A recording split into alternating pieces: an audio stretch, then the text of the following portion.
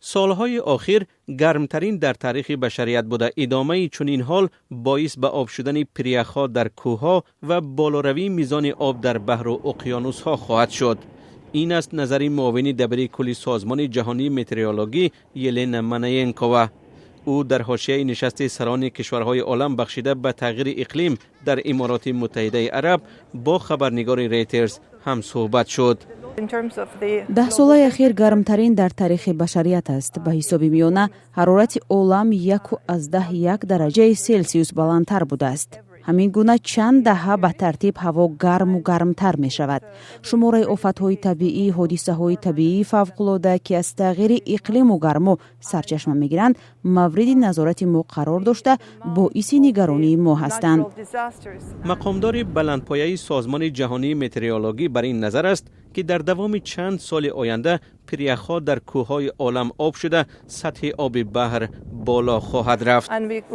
ما می توانیم گوییم که پریخ‌های اکواتوری به زودی پر آب می شوند. تا آخر سال 2030 پریخ‌های پاپوا و اندونزی از بین رفته، در دوام 10 سال آینده پریخ کلیمانجاروی افریقا هم آب می شود. محو پریخ‌ها که سرچشمه آب آشامیدنی مردم زیاد می باشند، یک منبع تشویش است. منبع دیگری نگرانی آفت‌های طبیعی می باشند که همزمان با آبشوی پریخ‌ها می آیند. پریخ‌ها کنده شده کل‌های کنار آن را برهم می زنند. بر علاوه لغزیدن زمین باعث مرگ مردم می شود. بالاخره این آب به بحر و اقیانوس ها می رود.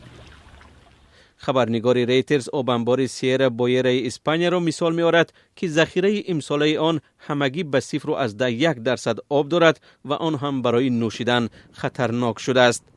بعضی از حامیان محیط زیست نشست سران کشورها را تنقید نمودند، زیرا جمع آمد در امارات متحده عرب یکی از کشورهای استخراج کننده مواد سوخت برپا شد. در این رابطه وزیر انرژتیک امارات متحده عرب سهیل مزروعی از منبر نشست گفت که بحث نباید روی تنقید کشورهای تولید کننده نفت و گاز، بلکه همکاری در کاهش تولید گاز متن باشد. بیایید روی مبارزه با یک منبع مواد سوخت تکیه نکنیم. دشمن عمومی پرتاب‌های گازهای گلخانه‌ای است و ما باید همراه با آن جدل کنیم. ما وظیفه داریم که انرژی را تأمین کنیم. طلبات خیلی بزرگ از طرف آنها می باشد که کم بضاعتند. آنها نیز به زندگی بهتر حق دارند. مؤسسه علمی سازمان ملل متحد و نهاد مشترک بین حکومتی مبارزه با تغییر اقلیم میگوید برای تا 1.5 درجه سلسیوس کاهش دادن گرمشوی در سال 2050 استفاده نفت و گاز و انگشت باید به طور قابل ملاحظه کم کرده شود.